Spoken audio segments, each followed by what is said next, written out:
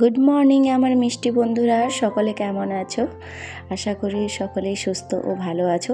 তোমাদের সকলের ভালোবাসায় আমিও অনেক ভালো আছি। তো তোমাদের সকলকে সাথে নিয়ে শুরু করছি আমার আজকের ব্লগটা। আর আজকে হলো গিয়ে শুক্রবার। তো সকালটা অনেকক্ষণ আগেই শুরু হলে ভিডিওটা আমি করতে শুরু করেছি মোটামুটি 7টার থেকে। চিকুর পাপার রয়েছে সেকেন্ড হাফে কলেজের ডিউটি, সেজন্য রান্নাটা একেবারেই করে নিচ্ছি। তো সকাল সকাল চিকুর পাপা গিয়েছিল একটু বাইরে, তো একটু মাছ নিয়ে এসছে, তো সেজন্য মাছ করব আর সাথে ভাত, তার সাথে একটু শাক করব, মাছের ডিম নিয়ে এসছে ওটা দিয়ে।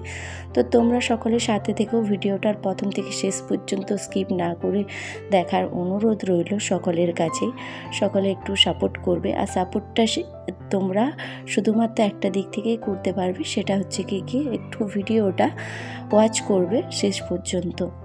তো চলো ভিডিওটা শুরু করি তাহলে। ওদিকে ভাতটা আমার হয়ে গিয়েছে, আর এই শাকটা আমি ভালো করে ধুয়ে ভিজিয়ে রেখেছিলাম, এখন কেটে নিচ্ছি। কেটে পরে আবার কিন্তু একটু জল দিয়ে ভিজিয়ে রাখবো। সেক্ষেত্রে শাক ভিজিয়ে রাখলে কি হয় বলো তো, একটুকুও শাকের মধ্যে বালি থাকে না, পুরো বালিটাই জলের নিচে নেমে যায়। তো সেই কারণে কিছু শাক আমি ধুয়ে নিয়ে আগে, যেগুলো একটু বেশি বালি লাগে হাতে কাটার সময়, আর বাকি আমি করি কি ভিজিয়ে রেখে দিই। তো ওদিকে শাকটা কেটে ভিজিয়ে রেখে দিয়ে এলাম, আর এদিকেতে আমি এখন মাছটা কাটতে একটু ব্যস্ত হয়ে পড়েছি। তার জন্য চিকুর বাবা চিকুকে পড়তে বসিয়েছে। তো আজকে বললাম তোমাদেরকে যে সেকেন্ড হাফে ডিউটি রয়েছে, তো মোটামুটি বেরোবে 10:30টার দিকে। তো তখন কি মোটামুটি আমার অনেকটাই কাজ হয়ে যাবে, তারপর আমি চিকুকে দেখতেও পারবো, স্কুলে নিয়ে যেতে পারবো। তো এদিকেতে মাছটা কাটতে আমার ভীষণ অসুবিধে হচ্ছিল। কারণটা হচ্ছে কি আজকে যে বটিটা দিয়ে মাছ কাটা হয় ওটার মধ্যে একটুকুও ধার ছিল না, মানে পুরো কীরকম যেন হয়ে গেছে বটিটা। আর বটিটা এরকম হয়ে যাওয়ার কারণ হলো, একদিন হাঁসের মাংস কাটা হয়েছিল, আর হাঁসের মাংস একটু চিমড় হয়তো বেশি, সেই কারণেই হয়তো বটিটা এরকম হয়ে গেছে। তো মাছটা অনেক কষ্টে কিন্তু আমি কেটে উদ্ধার করেছিলাম। আর তাছাড়া তোমরা আগেই আমার মাছ কাটার ভিডিও তো দেখেইছো, যে যত বড়ই মাছ হোক না কেন আমি কেটে উদ্ধার করতে পারি, সেটা সহজেই। আমার বাবার বাড়ির যে ভিডিওগুলো শেয়ার করেছিলাম কয়েক মাস আগে, তাতে তো তোমরা দেখেইছো কত বড় বড় মাছ কেটেছি তাতে। তো চলো মাছটা একটু ভালোভাবে সুন্দর করে আঁশ ছাড়িয়ে এটা কেটে নিই।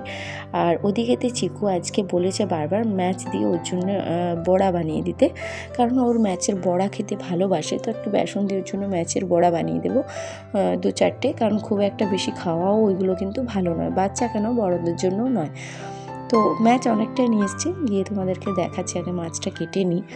তো কি বলো তো, প্রথমে ভেবেছিলাম ম্যাচটা লাউ দিয়ে করব, কিন্তু আজকে লাউ বাজারে যেতেও পারেনি আর পাওয়াও গেল না। গ্রামেতে অন্যদিন সবজি নিয়ে আসে সকালে, তো আজকেও এনেছিল কিন্তু লাউ ছিল না দাদা ভাইয়ের কাছে, তো সেই জন্য শাক নিয়েছিলাম।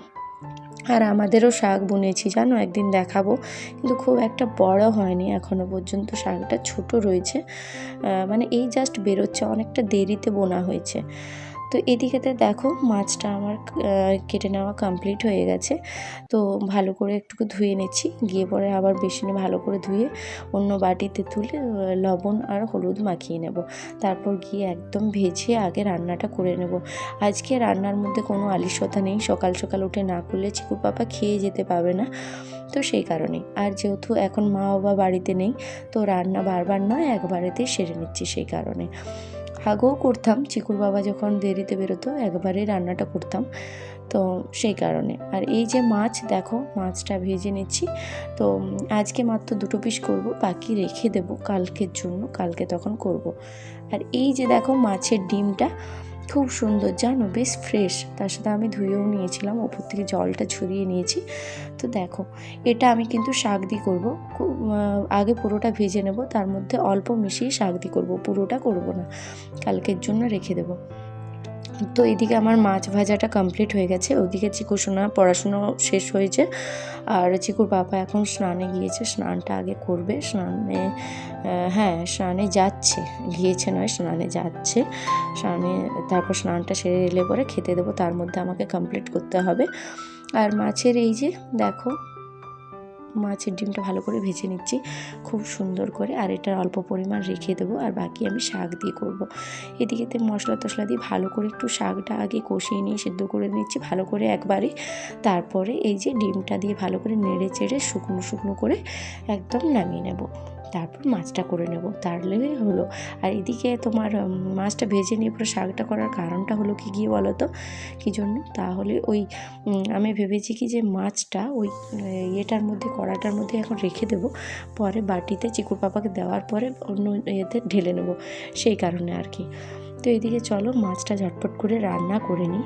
আর একটা মহিলার কি বলো তো, অনেকে বলে, আমি লাইভ করছি, অনেকে বলছে এসে তোমার কি খেয়ে দিয়ে কাজ নেই, কিন্তু খেয়ে দিয়ে কাজ নেই এটা বলা ভুল। তারা হয়তো আমার এই ভিডিওগুলো দেখে না, বাড়ির কর্মগুলো থাকে, সেটা করে পরেই তার মধ্যে থেকে সময় বের করে, যে সময়টা কর্ম থাকে না মানুষের সাধারণত দুপুরের পরে একটু সময়, সেই সময়টাতেই লাইভ করি।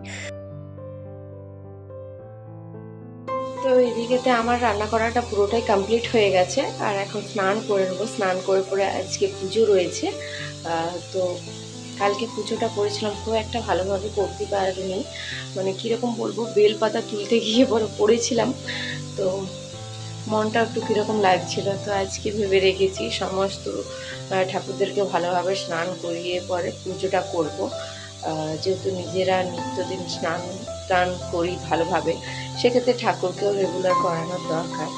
তো চলো আগে স্নানটা করে নিই।